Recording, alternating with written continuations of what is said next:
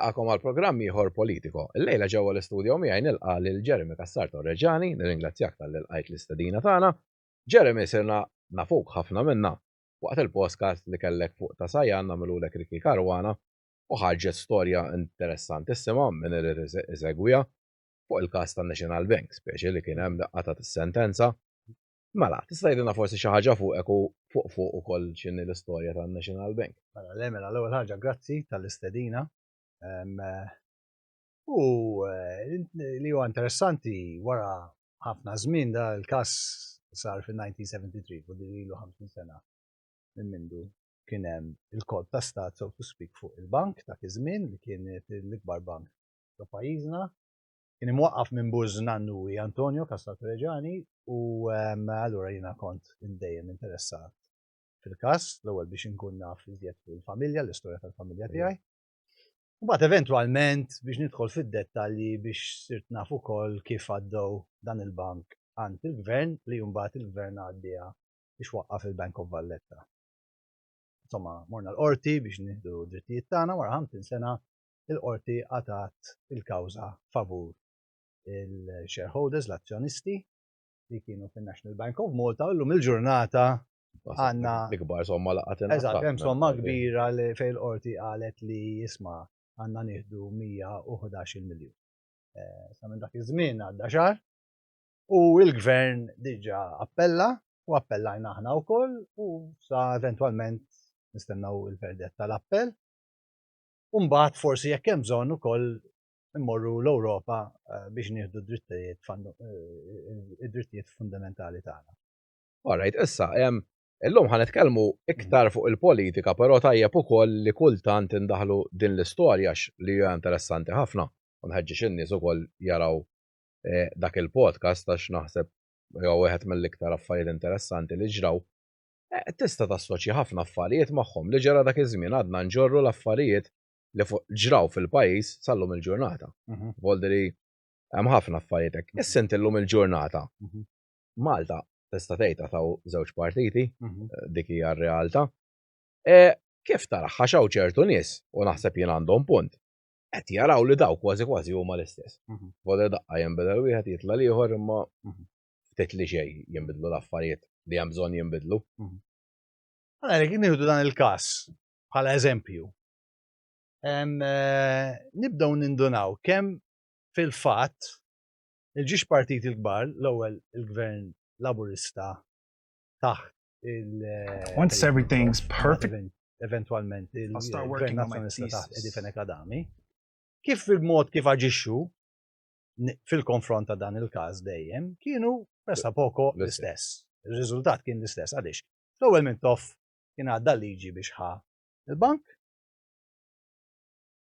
Aħna bħala shareholders għamilna l-każ kontra il-gvern ta' dak iż-żmien dejnieh fin-1976. Tela gvern nazzjonalista fin-1987 flok indirizza l-inġustizzja kidbilna biex jgħidilna li l-Kummissjoni tal-Inġustizzja li kien waqqaf dak iż-żmien fin-1987 il-gvern nazzjonalista ma sab ebda inġustizzja għad għandi littra vudi rajta mill-luċ għax kont qed tifittex dokumenti ieħor u għataw aħna mawx għal Alla, so to speak. And mbagħad da il-gvern nazzjonalista baqa' sejjer sakemm bih dawn l-iqsma li kien ħa il-gvern dak iż-żmien fil-konfront ta' stidin vera tal-bank u bihom il-terzi, bihom il-pubbliku ġenerali. Ovvjament, 1992 ma kienx alternattiva dak iż-żmien la ma sabniex widna għal l-inġustizzja li saret taħt il-gvern tal-Labor. Kellna mbagħad immorru nibdew il-każijiet konstituzzjonali kontra l-gvern li bihom lil terzi.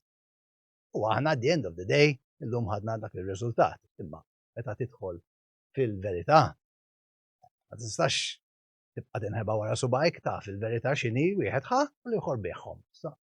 Mhux hekk jgħidlu l-ikbar ħalliel. Min għamel l-ar. Jiġġudika kulħadd skont l-opinjoni tiegħu. Malija ngħid għalina aħseb equal and equally complici. Sa jekk tieħu dak il-każ u mbagħad tieħu spunt fuq affarijiet oħra, tibda tinduna kemm fil-fatt dawn il-differenzi kbar li ngħidu li hemm meta niġu għassir no, forsi ma tantx hemm daqshekk. Meċ, eżempju, intom ovvjament kelkom dal-każ, però hemm ukoll il-liġijiet l-antiki tal-kera. Għabdu jgħidlek kulħadd qiegħed bliħa u laħaqu. U għaw eluf ta' nies li voldi ribelaw kanna u għadhom jiġġieldu żallum bħalma ġġielittu intom jew inti aħjarek fi sem oħrajn. Voldri vera naħseb hija kif qed tajjeb inti l-ispeċi jisom it-tnejn l-istess fejn jidħlu ċertu affarijiet donnu ma tantx hemm għażla. Issa taraħħa wkoll xi ħaġa li llum qed naħseb jien nerġgħu naraw. Huwa fatt kif tkellimna anke ftit qabel il-programm li ċertu ġid għalmenu finanzjarju morna l-qudiem bħala Malta, però qed nerġgħu naraw nies li huma sta bene għax għandhom il-proprjetà tagħhom forsi jkollu żewġ flettijiet jikrihom fod kważi jistaqas jaħdem da. Però għandna realtà oħra li ma nistgħux naħarbu minnha li għandek nies li jekk m'għandhomx il-ġenituri tagħhom jew daqsxejn sinjuri li għandhom post diġà fejn joqogħdu li daw laqqas bank loan huma jieħdu għax il-proprjetà tant kemm għoliet għal pagi li hawn. X'ħan għamlu u daw iż-żgħar hemm 90% li ma jaffordjawx flet waħedhom, which is no joke. No joke. Kif taraħħal is-sitwazzjoni? Għanajlek li żbilanċi bejn il-nies u speċjalment mbagħad fil-flus jeżistu across the board. Sens li Kullum kien, ovvjament. Kullum kien, buddiri minn dejjem kienu li żbilanċi, speċjalment minnu sinjur minnu ftir fl-istorja. U ħajibqgħu, buddiri nipprovaw kemm nipprovaw mhux se nġibu kulħadd l-istess. Fil-fatt l-ekonomisti jitkellmu fuq il-Pareto distribution. Il-Pareto distribution huwa li hemm da 80-20 distribution fin-natura, per eżempju, jekk ngħidu kriminalità. 20% tal-kriminali iwettqu 80% tal-reati. Jekk ngħidu sinjurija ta' pajjiżi, 20% tal-pajjiżi għandhom 80% tal-ġid finanzjarju tad-dinja. Jekk kellem traffic collisions, per eżempju, hemm 80-20, fury sbieħ. Ma tistax toħroġ minna. Jisek ma tistax toħroġ minna qiegħda hemm. U diri l-isbilanċi fil-flus dejjem hemm kienu u dejjem hemm sa jibqgħu u nipprovaw kemm nipprovaw. Però mbagħad hemmhekk fejn jidħol il-gvern, hemmhekk fejn jidħlu civilization, u il-regoli, il-ġustizzja, il-regolatur. Ekku, biex jipprova jagħmel liġijiet u jġib l-affarijiet iktar ġusti fejn in-natura forsi tkun iktar salvaġġa. Okay? U jaħdmu proċessi u programmi biex minnu b'saħħtu ma jgħaddix romblu minn fuq minnu dajjef, anzi l-oppost jgħin minnu inqas b'saħħtu biex jolli biex jitla bil-mod il-mod kif ħadd ieħor tela qablu. U hekk naħseb it's the best li nistgħu nagħmlu bħala soċjetà. Però kollox jorbot u jħoll fuq is-sistemi ta' ġustizzja jekk jeżistux u jekk jiġu implementati, għax aħna Malta. Jkun ħafna liġijiet u ma timplementa xejn. Diki, aħna liġijiet, aħna bomba, jekk għandna liġi għal xinu, meda, jekk anke Fanni Bonello meta kien tkellem fuq l-imħallef, meta kien tkellem fuq il-Repubblika ta' Malta u bdew jgħidu għax irridu nbidlu l-Kostituzzjoni. Jew għamel dal il-punt, anke Sajd Pullicino għamel l-istess punt, isma' il-Kostituzzjoni taħdem jekk ovvjament tiġi implementata, jekk hemm l-ġurija, jekk hemm in-nies li jaħdmu b'mod responsabbli, imma mbagħad jekk tneħħi dik il-persuna jew dawk in-nies li jaħdmu bir-responsabilità lejn pajjiżhom ma jikrolla kollox għax ma jiġux implementati il-liġijiet. Issa meta tajli eżempju ta' liġijiet ma jiġux jiġu implementati. Mela, eżempju wieħed u nieqaf hemm. Aħna konna din ngħidu qabel li m'hemmx differenza kbira bejn il-partiti. Mentri il-ġiex partiti kemm ili nafhom jien sa għandi 50 sena jitajru li dak huwa korrott u li ieħor korrott ukoll u li daw li fjajru xulxin li huma korrotti ma jagħmlux. Però mill-indipendenza law ma kienx hemm membru parlamentari wieħed spiċċa ħadd li hu wieħed, okay, li spiċċa il-ħabs jew ipproċessat. Għax unika darba li meta għax il-nazzjonalisti jħobbu jgħidu għadilu proċessajnija nieħ il-Lori Sant, proċessajtuh u kontu tafu qabel ma ġi ipproċessat li kien ħajħor liberat għax kienet skadiet il-preskrizzjoni proset. Vol, issa illum eżempju, hemm ħafna jargumentaw li qabel vera kien hawn flus inqas, però anke eżempju kienu jisselfu mill-banek u hekk, jew could afford li jkollok dar, karozza, kien jaħdem ir-raġel biss. Alla fil-verità, eżempju, għandu l-gvern forsi inti taf iktar minna żgur ħabba kif taħdem is-sistema bankarja u hekk, għandu jkun hawn inċentivi biex min ma jistax verament jixtri l-proprjetà tiegħu. Għax jien nemmen li jekk in-nies ikollhom imbagħad il-flus f'idejhom, l-ekonomija ħaddur iktar. Wara li jisna nippruvaw dejjem inġeldu lis-senjur ma' żgħir, fil-verità s-senjur għandu bżonn iż-żgħir, jew ma jkollux min jonfoq l-ekonomija mhux għal xejn joqgħod. Jiena naħseb li huwa importanti dejjem li wieħed jindirizza l-angolu soċjali.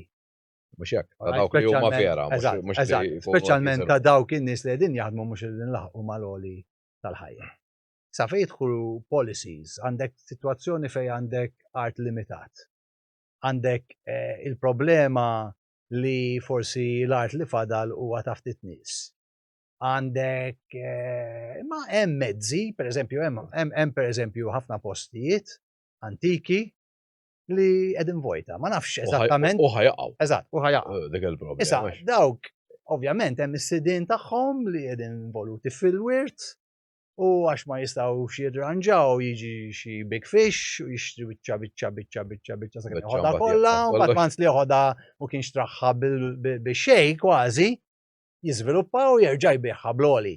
F'dak il-każ il-gvern jista' jagħmel pereżempju liġi għal benefit soċjali fejn hemm nies żgħażagħ li għandhom bżonn jew għandhom hemm bżonn li intuhom iċ-ċans li jkunu jixtru bi prezz raġonevoli u bisħab mal-banek jieħu xi skim, jagħmlu xi schemes u jgħidu sma' aħna noħorġu 3000 flat. Imma x'għamlu daw? Flok jagħmlu hekk kif nara jien, jaraw kif ħajamlu biex jaġġevolaw is-senjur.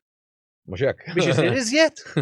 U daw il-schemes, daw il-tip ta' programmi fej qabel kienu joħorġu fil-passat. Mhux hekk. Illum il-ġurnata, anzi, jgħidulek, anzi, grazzja l-Alla, li mhux qegħdin nollhom iżjed li qed nibnu torrijiet issa għax jekk ma nibnux skyscrapers ħadħolha iżjed l-art. U min ma jistax joffordja ħajkun inqas pożizzjoni li joffordja. Issa, dil problema però biex ngħidu kollox mhux tipo il-partit iħolqu fil-verità għax fl-aħħar 10 snin vera kellna economic growth għolja volli ma jista' jixħaddak, però il-verità wkoll hija li diġiet għax ġibna eluf u eluf ta' nies. U Malta diġà kienet overpopulated issa ġejna tista' tgħid sardins kollha fuq xulxin u da qed naraw. Żbrof ta' dranax kontinu fil-baħar fejn sa ftit ilu kien qisu ġie kontrollat. Traffiku kullum kien toroq jitlestew ġimgħa wara jerġgħu jinqalgħu. Sfortunatament id-dejn xorta jitla la volja tinġibu daw it-tip ta' nies. Jekk ħanibqgħu sejrin hekk fil-verità ma hija sostenibbli dit-tip ta' ekonomija. Ovvjament mhux sostenibbli, speċjalment jekk tieħu ċifra tad-dejn llum il-ġurnata ara kemm splodiet. Żgur. Għaliex splodiet id-dejn? Għax hemm l-ineffiċjenza. Issa qogħdu nkabru s-settur pubbliku. Mbagħad noqogħdu ngħidu għax m'hemmx effiċjenza. Min jaf xi ħaġa jifhem xi ħaġa fl-ekonomija, jaf li meta għandek settur pubbliku kbir, iktar ma jkun kbir, iktar ħajkollok ineffiċjenza u iktar pis fuq id-djun li l-pajjiż irid jagħmel biex jibqa' dej. Dik. Taħallsu miljuni fil-maxxijiet. Aħna ridna flok kellna miljun turist, ġibna 3 miljuni. Kulħadd għajma kemm aħna bravi għax kemm ġibna żjed nies biex nkunu nistgħu nservuhom dawn in-nies kellna niżviluppaw il-biċċa gżira li kellna għax ma kienx iktar nies. Kellna niżviluppaw iżjed aħna. Kull min kellu naqra flus taħt rasu investa fil-proprjetà. Bena, ġis solari u ma nafx kemm ħadna kull wieħed. So what night? Ekku. Issa ovvjament, rridu nħallsu l-lawn lura, mela rridu nġibu iżjed turisti biex nimlaw dal-flat Mhux hekk. biex unkwat nkunu nistgħu nħallsuh. So what night? U diri iva, għamilna dan it-tip ta' negozju bina nfusna, so to speak, biex ħadna ġiex flatzijiet on average, let's say, kull wieħed waħda minna. Imma tlifna pajjiżna.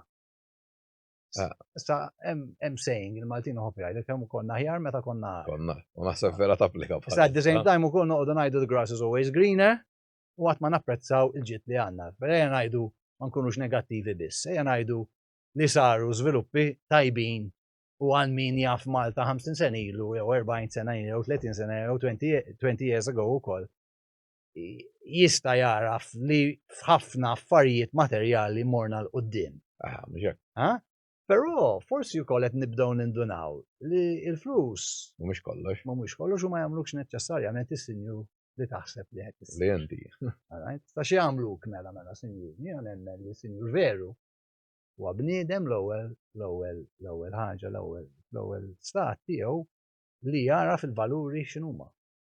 Jekk inti titlef fil-valur tal-verità, pereżempju, tista' tkun sinjur kemm min sinjur. Ċorta ma tkunx raġel. Imma m'intix sinjur fil-fatt għax skjaf. Skjaf tal-gideb li qed tibla. U diri illum il-ġun Malti sar iżjed sinjur jew kien iktar sinjur meta kellu inqas flus. So kulħadd jiddeċidi kif jaħsibha. Naħseb illum in-nies qed jindunaw li dawn huma question marks li bdejna nagħmluhom fejn qabel qatt ma konna nagħmluhom. Rridu niddiskutuhom żgur. Rridu niddiskutuhom. Ma jistax ikun li. Darba kelli meeting jien niftakar konna organizza parties. Kien hemm club owner b'saħħtu. U taf int tkun għadek żgħir, tkun għadek naqra blaħ, tipprova timpressjona, jiena għatlu money is not everything. Daħares lejha f'għajnejja niftakar. Għalli isma' you have no right to say money is not everything. Meta tagħmel il-flus tiegħek u jkunu tiegħek, mbagħad ejja kellimni u għajdli money is not everything. Għalli till that day, you have no right to open your big mouth u dak it-tip. U rajt niftakara. Forsi qabel konna naħsbu li l-flus huma dak li jidru on the outside. U forsi hemm min jibqa' jgħid li konna qegħdin tajjeb ħafna llum fejn konna qabel. Jiena ma naħsibx li hekk, ma naħsibx li hekk. Hemm bżonn naħseb jerġa' nstab naqal bilanċ. Eżatt. Li tlifni ħsieb. Fair enough. Issa hemm ħafna wkoll igergru għax ovvjament kellhom jiġu ħafna barranin dak huwa l-fatt. Li daw ġibna l-iskuża ovvjament kif qed tajjeb inti bdejna nkabru l-ekonomija ħafna l-għar titħaddimha f'kollox, però kienu ingħalqu wkoll it-trade schools. Allura tlifna tista' tgħid in-nies ta' snajja mill-pajjiż u kellna nġibuhom minn barra wkoll. Inti taħseb overall illum il-ġurnata li trade schools ilhom magħluqin snin twal issa. Għalkemm issa ħajerġgħu donhom jiftħu xi oħra wara ma nafx kemm il-sena. Taħseb kien żball li tlifna l-snajja tal-Malti fl-aħħar mill-aħħar. Jiena l-ewwel darba li kont smajta li għalqu l-iskejjel jew ħajalqu l-iskejjel tal-snajja, I couldn't believe it ever really. Sa jiena m'iniex ekonomista u tajli inti tindaħal. Imma hemm proverbju fejn jgħid isma' tieħ ħuta bniedem u jikol darba għalmu jistat u jikol għal-omru. U aħna mux tal-li whatever, forse ok, tajniħ il-ħuta, imma tlifna dak il-sena, dik il-sena li kellna, tipiċi speċjalment Maltin. Issa, ma jnarx, għat ma stajċ nifem. U fil-verita kemm jagħmlu affarijiet tajbin ħafna. Għamin għallum il-ġurnata biex bċaħat jaħdem l-injam u għeda. Biex bċaħat jagħmel lavur tal-ġebel u għeda. Ovvjament, min jaħdem flus esagerati. Pero, iż-żazax ta' iż-żazax fej sejrin. Din jaħdmu jew ma daw mal-gvern, ħafna minnhom. Qegħdin kabru situazzjoni tal-biża dik. Qegħdin kabru d-dejn. Air Malta style, daħħal sakemm imbagħad nesplodu, issa kif splodit l-Air Malta ħadd isplodi. Il-gvern, il-pajjiż kollu għax l-istess business model. Budri kull ma smajna dejjem fuq it-tkabbir ekonomiku u fil-verità kull ma għandna tnawwir ekonomiku. Għaliex? Għax qed nitilfu il-kapaċità tagħna bħala Maltin li naħdmu bidejna u nikkreaw xi ħaġa ta' valur li għandna bżonn fil-ekonomija. Żgur. Issa, jiena Għat musi, ma sax nitkellem minnaw, unajt isma dak għamel ħażin għax flok mar jaħdem fl-isnajja. Mhux hekk dik għażla U tal-individu. madli tal-iskola, etneħi Naħseb l-għazla. hekk kalaqtilhom l-iskola ekku. Qed neħi L-għażla l-għażla. ma Mhux hekk? ħallejtilhomx voldri. l-għazla. U mux kullħat tal-lapes kif jgħidu, jew Ekku, voldri nammira fil-verità għal daw in-nies jien għandi ħbib tiegħi kapaċi jagħmlu kollox. Eżatt. Jien men kapaċi nagħmel xejn dik il-verità. U għajd li inti l-lum kem jaqalaw iżjed dawk mill-li dawk li marru jgħal segretarja. skrivani minn għalihom li ħajqalaw iżjed għax qed għandhom il-kodba. Le, ekku. Voldri ingan kienu. Ingan? Mhux hekk. Dik, voldri. U tajjeb mort. Mela, is-sistema edukattiva f'Malta ħafna qed jikkritikaw u naħseb to be fair għandhom raġun. Qed noħolqu robots minna, voldri tgħallem hekk u l-critical thinking spiċċa. Meta fil-fereta supposti għal iktar ħaġa importanti, iktar ma titla iktar tikkritika biex titgħallem affarijiet ġodda u dejjem ju challenge li tkun għall-aħjar. Enti tara ħadi li donnu hekk isma' jekk ma tikkonformax ma li jgħid min imexxi, ikun min ikun. Jew titwarrab, jew qod kwiet, jew inti baħnan, jew antikwat insomma. Hekk tinkwidak, għalli qed noqtlu l-kreattività fil-verità.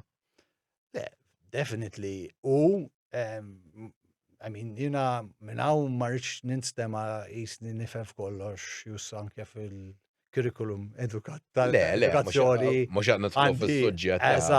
Imma li naħseb huwa kull talim, huwa tfittxija l-verità. U inti trid titgħallem xi ħaġa għax tkun il-verità. Budri jekk qed nagħmlu l-physics, qed nitkellmu fuq gravity nafu li hija 9.8 meters per second squared. Inut li niġu nitkellmu fuq gravity li qiegħda 15 meters jew 7 għax mhix verità. Budri mhux qed titgħallem xejn jekk int tant int bravo minn għalik li ġibta mod ieħor.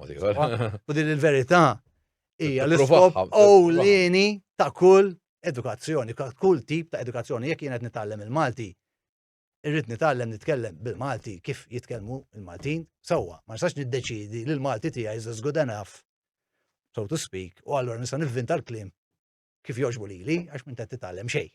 Mhux hekk. Sewwa ngħid, issa, meta niġu fuq dan is-suġġett, l-edukazzjoni equals it-tfittxija tal-verità. Meta naraw id-deċiżjonijiet ta' madwarna u nindunaw li flok noħorġu l-verità, naraw kif ħanamlu biex nwarbu l-verità. Namlu l-rridu aħna. U namlu l-rridu aħna għax it's more convenient, jew għax jaqblel xi skop ta' xi ħadd.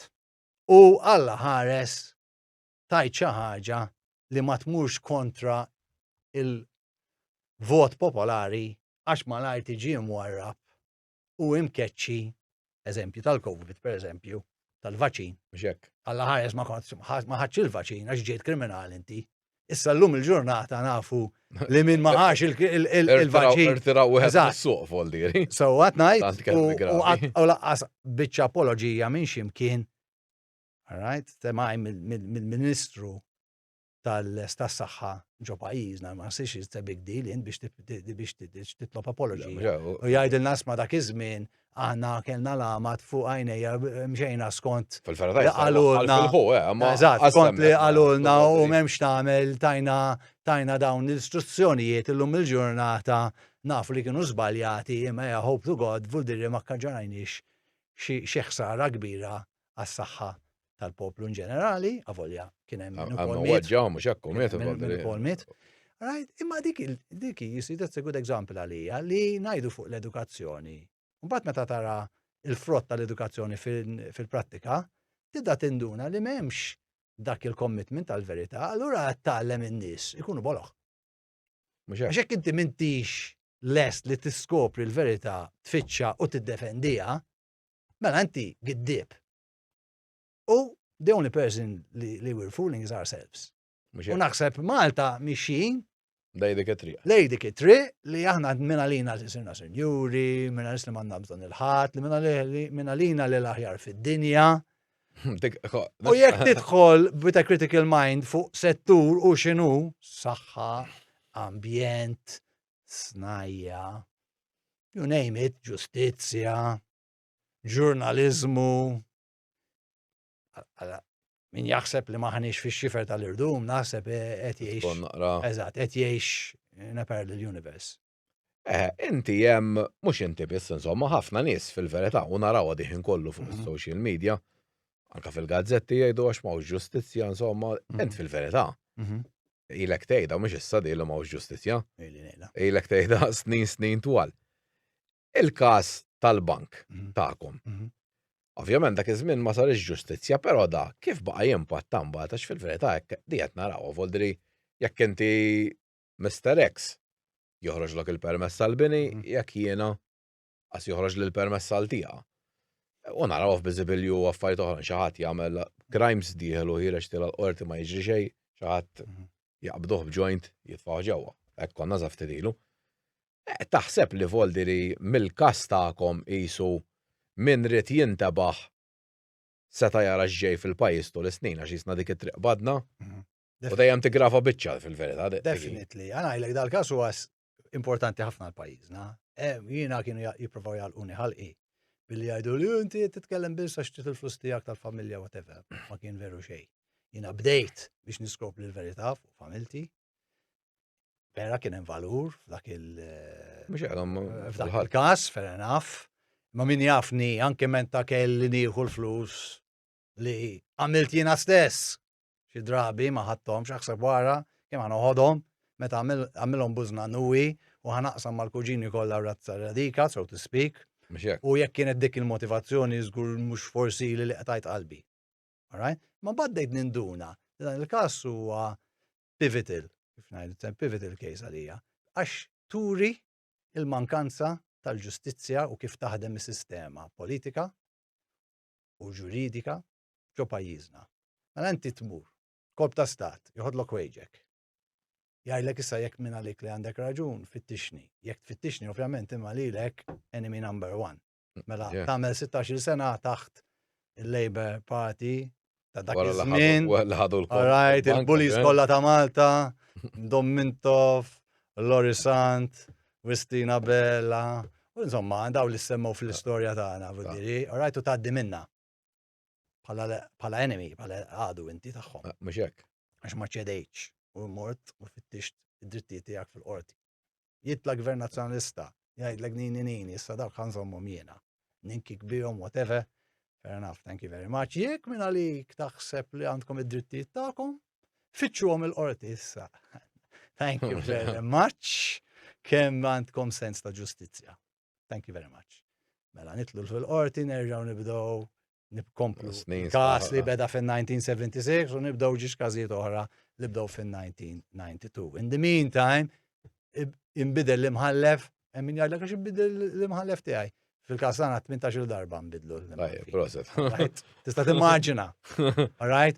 Tmur int minn għalik li għandek każ importanti quddiemek fil-primawla qed tkun sinjura li xtrat il-washing machine tal-Candy qablek. Budi l-istess importanza il-ġiex każijiet. Il-washing machine li xtrat minn ma nafx min li ma ħadimlix, qed tfittex id-drittijiet tagħha biex tieħu forsi l-washing machine lura u inti qed titkellem fuq il-kaxxa ta' Malta fej liġi moddija mill-Parlament tefgħu qabżu s-sinjuri kollha ta' dak iż-żmien il-barra u daħlu l-klikek tal-politiċi. All right, imbagħad għandek sitwazzjoni fej għandek il-power kollu jirbaħ l-elezzjoni, mela dak il-partit li jirbaħ l-elezzjoni għandu il-power kollu. Għaliex għax għandu l-maġġoranza fil-Parlament, mela jgħaddi l-liġijiet. Għandu issa il-saħħa tal-flus għax għandu l-banek kollha fidu. Għandu is-saħħa tal-istituzzjonijiet għax jaħħarrek il-chairpersons, planning authority, bla bla bla bla bla, jiddeċidu huma. Min jieħu loans jiddeċidu huma. Il-klikka tagħhom. Għadu kif kanna tal-isptarijiet, vodi da. Eżatt. Dikjaraw falliment daw il-BOV saret jagħmel tajjeb u vodi.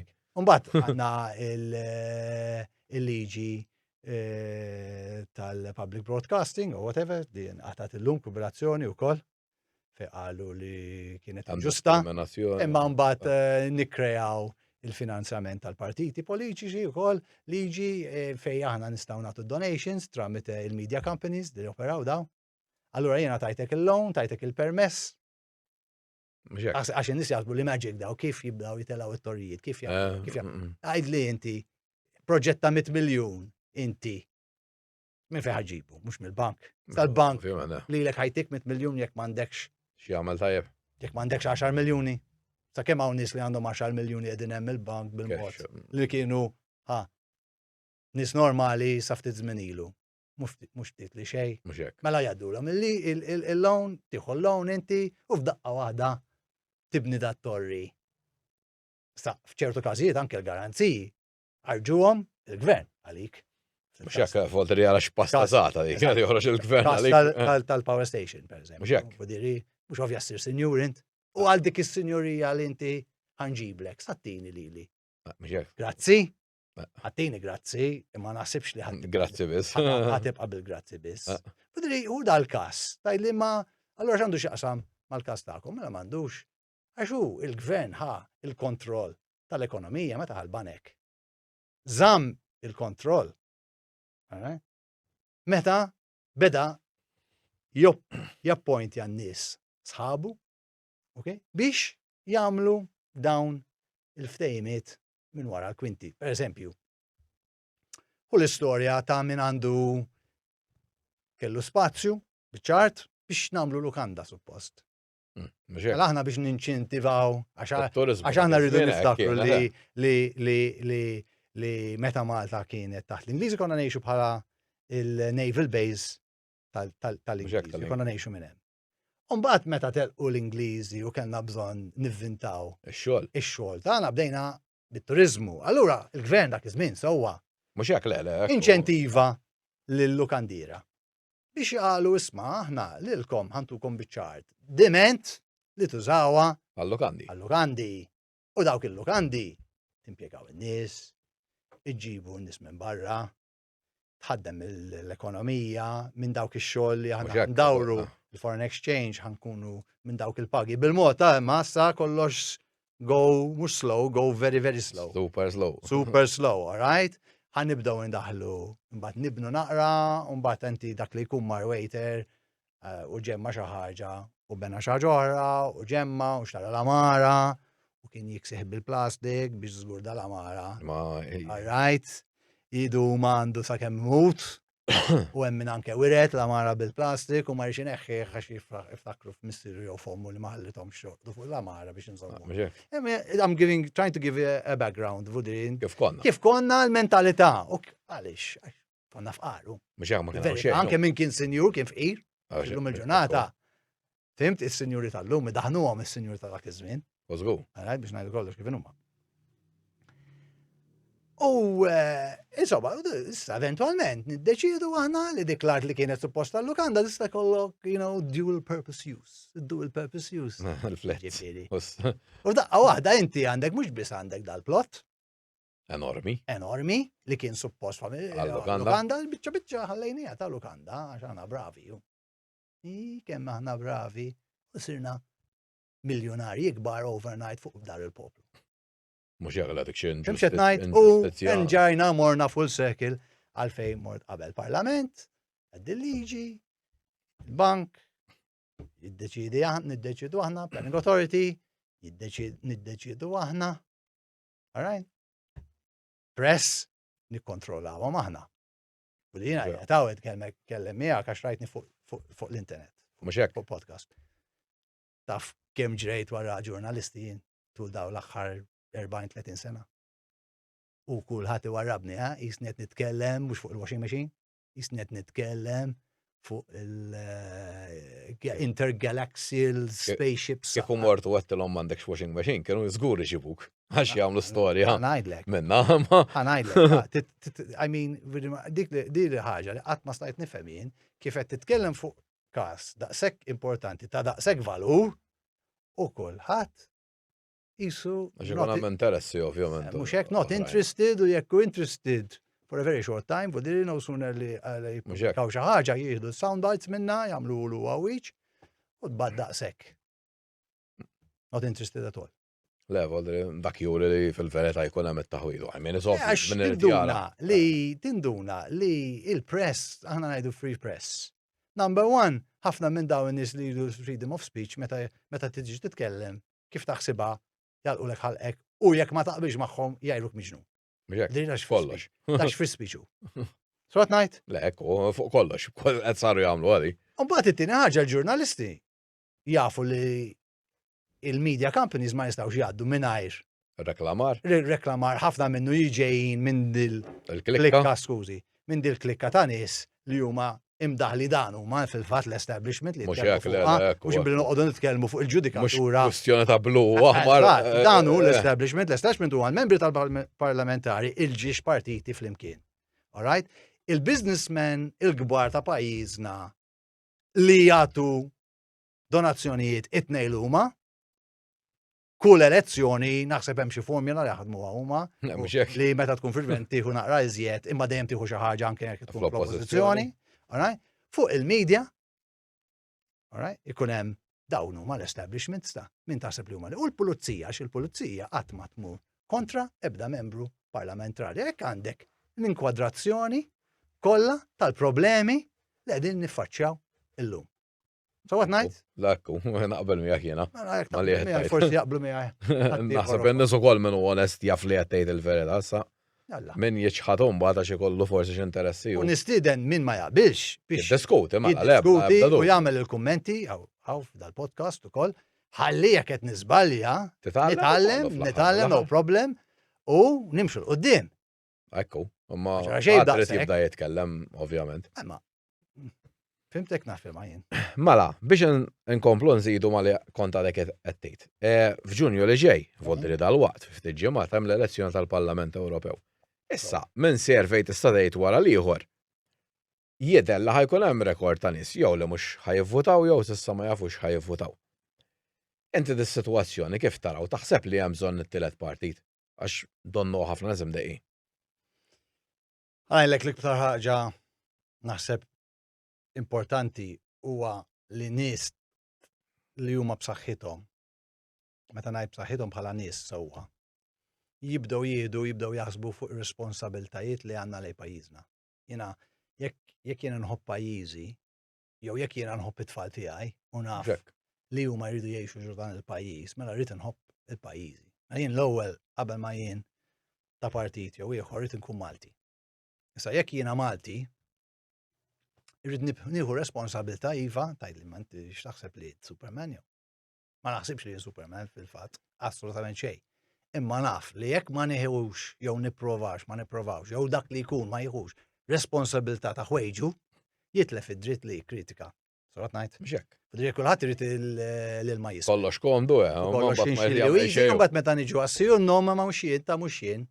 Kuraġġo fuġġjamu għadu għadik Italjani. Taljani. Issa jiena nemmen li l-ewwel ħaġa rrid ikun hemm nies ta' ċertu kalibru, mhux l-irmiet. Għatajlik, għatajta jent li għaw l-irmiet. Mhux qed ngħidlek, mhux qed ngħid xejn kontra ħadd. Imma meta nitkellmu darba kien hemm indipendenti tal-Farfett tiftakru Spiridon Santi Mala. Dak mhux irmiet kien politiku qed ngħid nice guy kien kan trid bħala persuna. Mhux se nidħol fiha, ma mhux qed nitkellmu dan it-tip ta' nies, irid tkun hemm nies li tajbin, saħħithom all right, jħobbu pajjiżhom, huma f'pożizzjoni li jistgħu jaħdmu għal pajjiżhom għax ngħidluha kif ili biex tmur Prim Ministru taqla 60,000 jiena ma ma tagħmilx ma tagħmilx sens. U min jgħidli li jagħmluha għax jħobbu pajjiżhom, llum il-ġurnata għandna riżultat very far-fetched and very untrue and as a result very wrong and very stupid. Mela ejja nifqu hemm. Immen li hemm 100,000 ruħ qed jgħidu li mhux qed jivvotaw. Sa dawk il-100,000 qed jagħtu sinjal. Sinjal lilhom infushom ukoll il-pajjiż isħiħ li qed jgħidu isma' aħna m'għandniex konvinti minn ebda partit. Fudiri dak li kont ngħid fit-2011 meta bdejt ngħid li PN equals PL equals corruption. All right? Illum hawn 100,000 li qegħdin talli biex qed jgħidu għad mhux qegħdin jivvotaw. Issa daw mhux qed ngħid li nkun xi profeta. Però naħseb li dak li kont ngħid li dak iż-żmien tosa ħawlek, kienu konna ngħidu għax qed jgħid. Naħseb illum il-ġurnata hemm element għax dawn mbagħad il-bravi, speċjalment il-bravi nazzjonisti jippruvaw jgħidu li qed tara kemm hemm differenza għax ġara issa fil-Vitals daw kollha kriminali spiċċaw da. Ma dak mhux il-punt. Dak mhux il-punt. Dak ir-riżultat tal-punt iva, imma mhux il-punt. Mhux hekk. Għax meta ngħidu l-PN equals PL equals corruption, mhux qed ngħidu li huma jagħmlu l-istess affarijiet, qed ngħidu ma men push comes to shove meta niġu għassiju no fuq affarijiet li jgħoddu għal-futur ta' pajjiżna, it-tnejn jaħsbu għal xawwathom, ciao, thank you very much, ġustizzja u liġijiet kollha li jeżistu, u l-aqwa li jsiru senjuri huma. Mhux hekk. Allura, f'dak l-ambitu qed ngħidu li hija equal, issa daw bħal ġiex titfal, kollok ġiex titfal, wet jieħu droga ma jieħu alkoholik. U minnu alkoholik għadhom minnu ma neħux id-droga, sajdix differenza tagħmel il-nissi. Jekk it-tnej li huma qegħdin ivvizzjati b'tali mod li ma jistgħu jagħmlu xejn iżjed ħlief jiddamnu. Mhux hekk. Noqogħdu ngħidu għax it-kbir ħażin u għana ġejna. Wieħed illupjat mod, u liħor illupjat mod ieħor, u nqogħdu nitkażaw, nistennew sakemm jerġa' jieħu overdose. Biex meta jiġi overdose minn daħar sakra, għalla jiġi jisu tajjeb. Le, mhux hekk. Ibażwija u. Le, hekk. Fimx qed ngħid, budiri minnaw nista' ngħid lill-Edward De Bono li huwa l-avukat li fuq il-social media kemm il-darba kien jikkritikani ta' din il-gema forsi fimta illum forsi hemm ċans li fimta jew ħatibqa' tgħid li hemm baħar jaqsam. Għax jiena ma nifhimx fejn qed jara d-differenza. Fil-mod kif forsi jagħmlu l-affari, imma deep down hemmhekk qegħdin. U skużani kelli nsemmih, imma nsibeh bħala ħażin bħala eżempju ta' falix għax naf li huwa. Ovvjament jista' jirrispondi jekk ikun irid. Avukat ta' kalibru, nirrispetta ħafna. All right, u għavolja ma nix għalfejn naqblu f'kollox at the end of the day, nilqa' kritika tiegħu. Imma jekk joġbu jagħmlu wkoll pubblikament hawnhekk u jurini fejn jagħmal biex u għaliex. U ħalli n-nies jiġġudikaw huma. Ekku, semmejt il-medja ftit ilu, ovvjament li donnu qed narawha mhux f'każ u tnejn. Mhux jekk isir każ għall-argument ħażin, terġa' jirrapportaw skont min għamlu. Foldri jekk jiena u intom morru nisirqu. U jiena fajn il-medja jiena ħelu. Jitfawha daqsxejn taħtek jaraw lilek isalbuk jekk ma m'intix parti mill-klikka tagħhom. Dan mhux ukoll qed iġi għal-in-nies jitilfu ħafna mill-fiduċja li kellha l-medja x'imbagħad il-medja joqogħdu jgħidu għax imma x'in-nies qed jgħajruna u jridu l-liġijiet insomma biex ikunu protetti fuq ħafna affarijiet u dawn l-affarijiet. Ovvjament ħadd m'għandu juża l-vjolenza dik naħseb jaqbel kulħadd, però naħseb jien bidritt qed jikkritikawhom in-nies għax dan ma jistax ikun. Kważi il-medja saret il-bibja il-ġdida daw jew taqbel ma li jgħidu huma inkella character assassination. Da jinkwida għax da fil-verità mhux. Da marbut mal-mudell ekonomiku. Kif? Għaliex? Għax aħna mxejna fejn żmien again u naqbel mal-politika li kellhom li kienu jħadnu dak iż-żmien il-Partit Nazzjonalista fil-tragward tal-ekonomija meta din ngħidu li l-gvern irid ikun iżgħar mhux jikber. Mhux kbir kemm sar u iżjed u qed jikber iżjed. Għaliex? Għax iktar ma jkun kbir il-gvern, iktar niġu totalitarji. Dipendenti fuq il-gvern u fuq il-news bites u fuq il-ħsibijiet u fuq il-propaganda li jridu ibellawna il-mexxejja tal-partit fil-gvern, fil-poter. All right? U diri, il-medja llum il-ġurnata bdiet tirrefletti dak li kien ġara. Eżatt, dak il-move, dak il-żvolġiment fl-ekonomija fej qabel stajt tkun liberu għax għandek l-indipendenza finanzarja tiegħek li ma tiddependix daqshekk fuq il-gvern. U inti liberu, allura tista' tesprimi l-ħsibijiet tiegħek. U llum il-ġurnata għandek il-problema u kol digitali fej il-traditional media presses. Għattembedel, ovvjament. Għediz u diffiċli biex jibijaw l-advertising biex ikollhom il-flus biex mbagħad iħadmu l-ġurnalisti. Però mbagħad għandek il-ġurnalisti li flok qegħdin jitkellmu kontra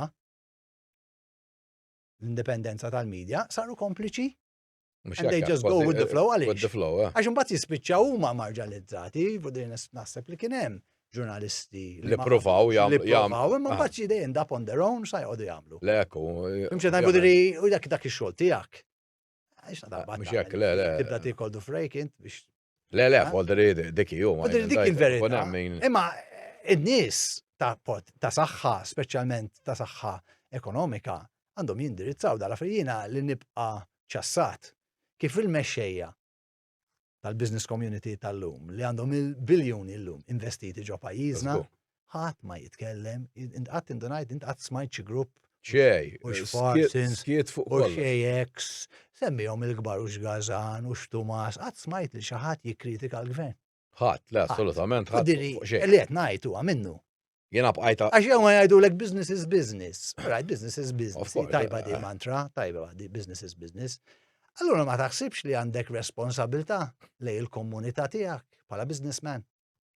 Qabel hekk kien. Biex titkellem u tajt isma' jien naqbel, pereżempju, ma' din policy, ma naqbilx ma' din policy. Jiena bqajta faxxa. Għax inti leader, inti business leader konna ngħidulhom aħna fi żmien. Min huma l-business leaders? U jekk huma l-business leaders, x'tip ta' leadership għandhom daw li jgħidu iva? Mutu, vuol diri, mutu, kif jgħid il-Malti. Jiena bqajt mistaġeb is-sajf l-għadda, vodi 3 ġimgħatek mhux 4 ġimgħat fis-sajf li d-dranaġġ ħireġ San Ġiljan, dawk il-lukandi kollha u kif qed ma tkellem ħadd. Ħadd vodi. Forsi ma tkellmux għax jafu isma' ma solvija millu malada. Granti temma fimni fis-sens. U inutli noqgħod nitkellem. Eżatt, imma meta jidħlu ċertu policies fuq li tkellimna aħna, pereżempju. Dawn m'għandhomx opinjoni meta jindunaw li qegħdin ngħixu do pajjiż li qed neqirdu, pereżempju, il-ġustizzja s-sistema ġuridika. Ma tinkwetaħħomx. Ma nafx jien. Mhux hekk. Għax jiena minn xejn u jinkwetani. Tajjeb wieħed. Ma ninkwetax għax jiena speċjali naħseb kulħadd jinkweta. D-differenza forsi jiena. Inti tgħidha u ħadd nitkellem għax inħossni jiena liberu. U qed nipprova nwassal dal-messaġġ. Però li ħadd ieħor ma jħoss dik il-sens tal-libertà. Tal-libertà wkoll hu. Inkwetani. Le, anke l-Knisja, ejja, għan nsemmiha wkoll, il-Knisja. M'għandix opinjoni għax jgħidu l-istat. U l-Knisja l-Knisja. Niftakar fil-bidu li kien bedel il-gvern kien joqgħod jitkellem fuq kollox. Ma fejn jara inġustizzi. F'daqqa waħda, skieta fejn jara inġustizzi, x'ma titkellimx, sorry ta' nitkellem jien ma titkellimx. Il-Knisja li tirrappreżenta element fis-soċjetà. Mhux ovvja mbagħad in-nies jitbiedu. Mhux hekk. Għax when it counts ma nitkellimx. Le, u jibdaw sibu xi ħaġa oħra n-nies dik il-verità. You understand? Mid il-kultura totalitarian. All right, li għaddejna minna pala l-Ewropa, anke d-dinja, għaddejna minna fis-seklu li għadda. U hemm ċans naħseb terġa' tiġri. Spiċċajna World War I, mbagħad spiċċajna World War II. Wasalna l-World War II. Mbagħad minn għalina li isna tallimna. U f'daqqa waħda rġajna mbagħad ġejna ħaġa waħda maċ-Ċina u ċ-Ċina x'għandhom Ċina u ġejna ġibna dak li konna ġilidna kontrija. Ġejna ġibnija bl-iskop ekonomiku. U għat nagħmlu għandna. U mbagħad nitkellmu fuq il-kapitaliżmu, mentri, okay? Nitkellmu fuq il-kapitaliżmu, all right? U mbagħad inġibu l-komunisti li jkunu l-ikbar kapitalisti. U naġġevolawhom. So what night? U diri minu business kif nifmu għanna Western u kapitalist, dak baqa bit-tikketta bad guy. Mhux hekk. What night? Però mbagħad meta nġibu ditta Ċiniża, pereżempju nnuża le mhux hekk. Komunista ma, li għandha bis-saħħa tal-gvern da jikkrea il-kapitalisti tagħhom stess. Jiġu jagħmlu li jridu niftulhom it-toro, intuhom okay, no problem, jekk jiena nħallas 35% tax huma jħallsu 5. Mhux hekk. Biex jeqrduna nżjed. Ma mhux dik oħra. Oħra. Jien anke dik naxxinal il-business. Eżatt, budi anke jien għandi kompetituri barranin. Okay? Jiġu huma għandhom kumpanija ma nafx minn fejn, jiġu ħadmu l-Maltin. Aħna rridu nikkompetu għaddejjin bija supermarkets. Żgur, imma smajt xi ħaġa s-supermarket? Xej. Jitkellmu fuqha kontrija? Le. Fimx qed ngħid?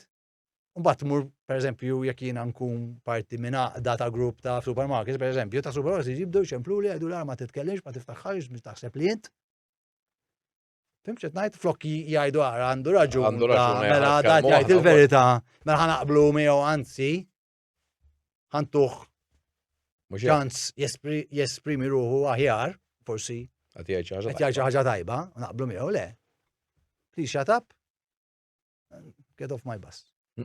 Mela, biex inkomplu nżidu daqsxejn fuq il-medja, inti għax kif edna foldi il-każ tiegħek huwa interessantissimu da tal-bank li ġara. Wara li nqataw daw is-sentenzi u hekk, kellek forsi x'intervisti x'imkien jew ma ħarġux jew xi ħaġa. Għaspeċi daw jien naf donnu Ifimni. jidħol l-establishment. Dan u l-establishment. Foldi da mhux għax ikun tor tal-ġurnalist biex ngħidu kollox, għax da fl-aħħar mill-aħħar għandu l-edituri.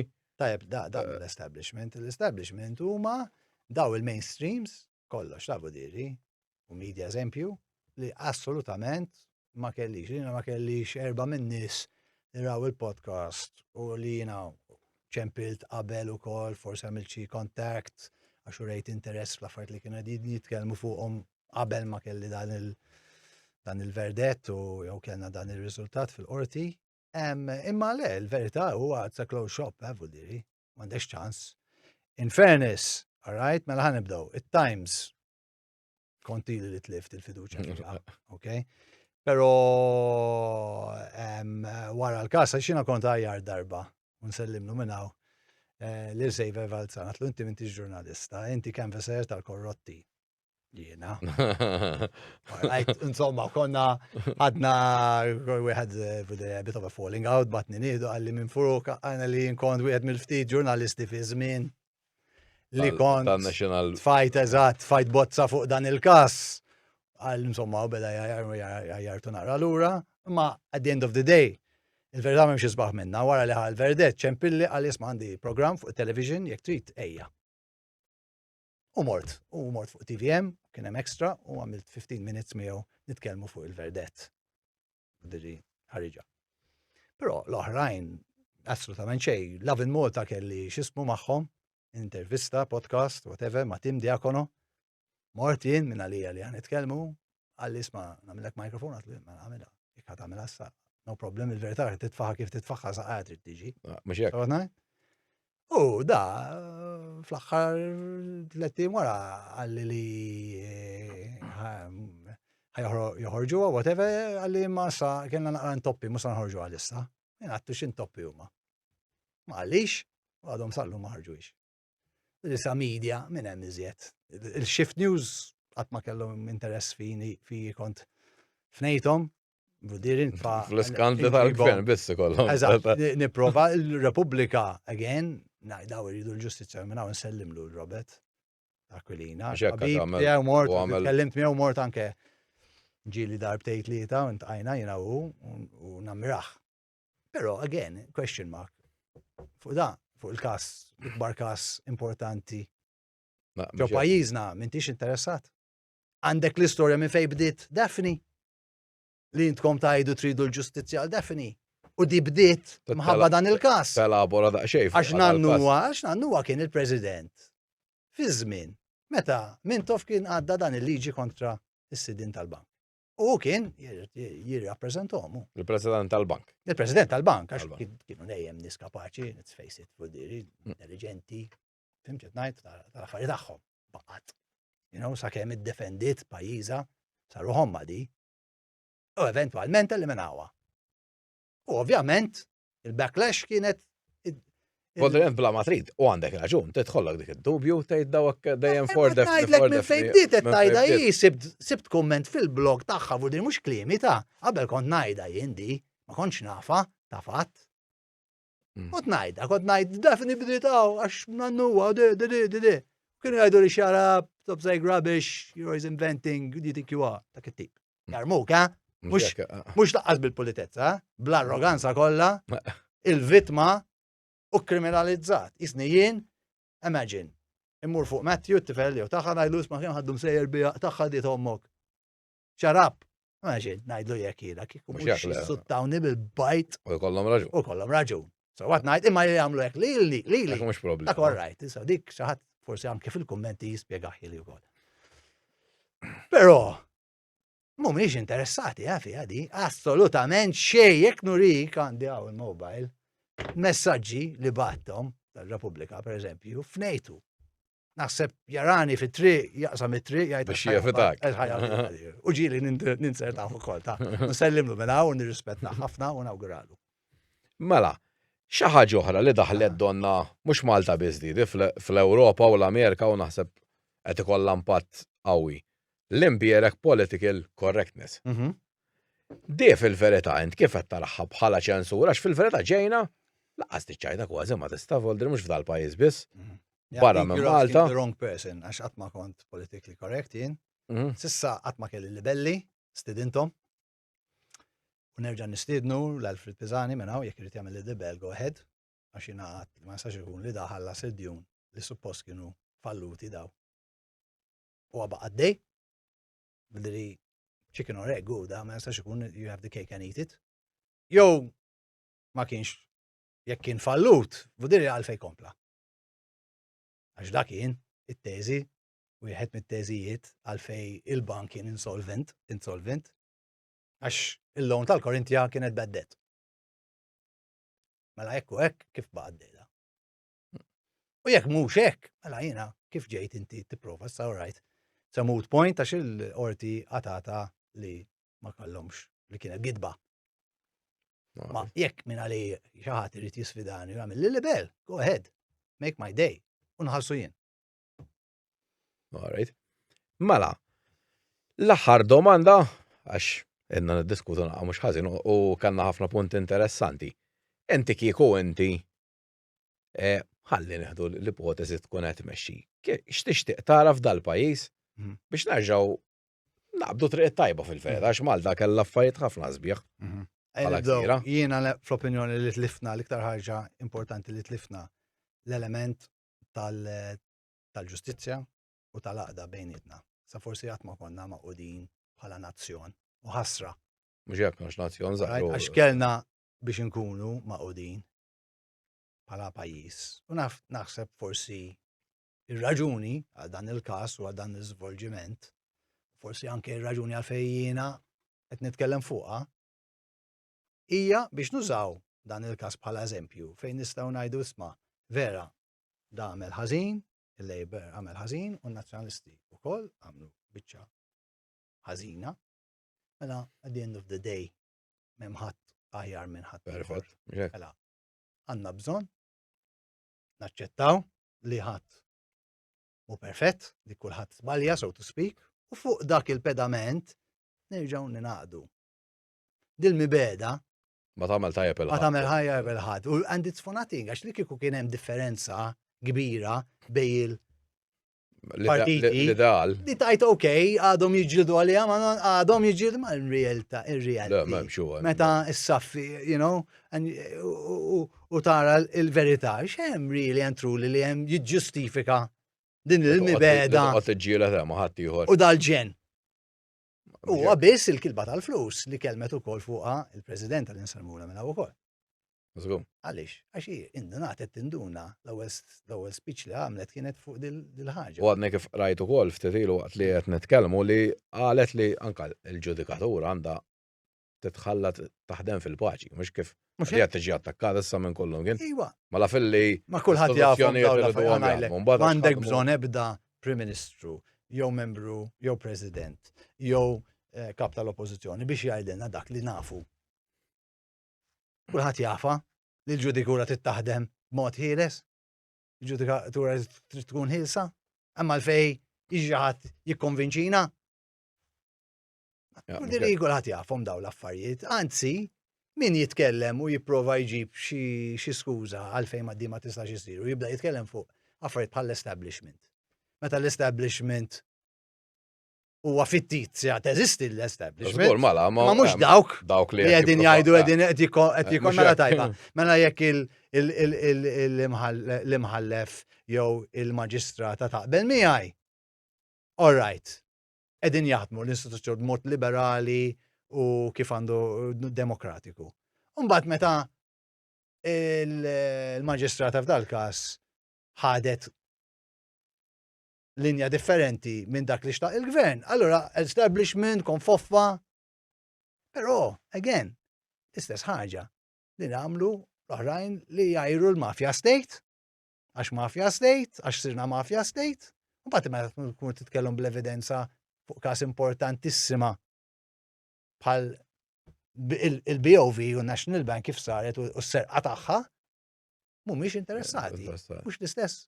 U di li qed jistenna il-qorti, qed jitkellem moti, u li qed jistenna xaħġa oħra barra mill-qorti, ma xorta l-prinċipju li bħal-istess.